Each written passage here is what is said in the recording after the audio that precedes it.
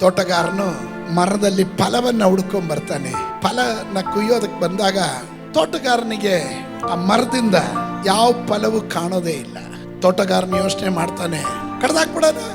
ಯಜಮಾನ್ ಹೇಳ್ತಾನೆ, ಈ ವರ್ಷ ಬೇಡ, ಒಂದು ಅವಕಾಶ ಕೊಡೋಣ. ತಿರ್ಗಾ ಅದನ್ನ ಕುಡಿ ಕಟ್ ಮಾಡ್ತಾನೆ, ಸರಿಯಾಗಿ ಗೊಬ್ಬರ ಹಾಕ್ತಾನೆ, ನೀರ್ ಹಾಕ್ತಾನೆ, ಬರೋ ವರ್ಷ ಫಲ ಕಾಣಬಹುದು ಅಂತ.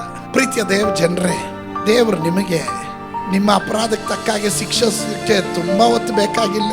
ನಿಮ್ಮ ಪಾಪಕ್ಕೆ ತಕ್ಕ ಹಾಗೆ ಶಿಕ್ಷಿಸೋಕೆ ದೇವರಿಗೆ ಹೆಚ್ಚಿನ ಸಮಯ ಬೇಕಾಗಿಲ್ಲ.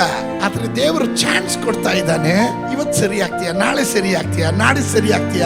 ನೀನ್ 3 ಹೊತ್ತು ನಿನ್ಗೆ ಆಹಾರ ಕೊಟ್ಟು ಅಪಘಾತಗಳಿಂದೆಲ್ಲ ತಪ್ಪಿಸಿ ದೂತರ ಕಾವಲಿನಲ್ಲಿ ಸುರಕ್ಷಿತವಾಗಿ ನಿನ್ನ ಕಾಪಾಡಿಕೊಂಡು ಯಾವ ರೋಗ ರುಜಿನಗಳು ನಿನ್ನ ಹತ್ತಿರ ಬರದಂತೆ ಕಾಪಾಡ್ತಾ ಇರೋ ಕಾರಣ ಏನು ಗೊತ್ತಾ? ಅವನು ನಂಬಿಗಸ್ತನಾಗಿರೋದ್ರಿಂದ.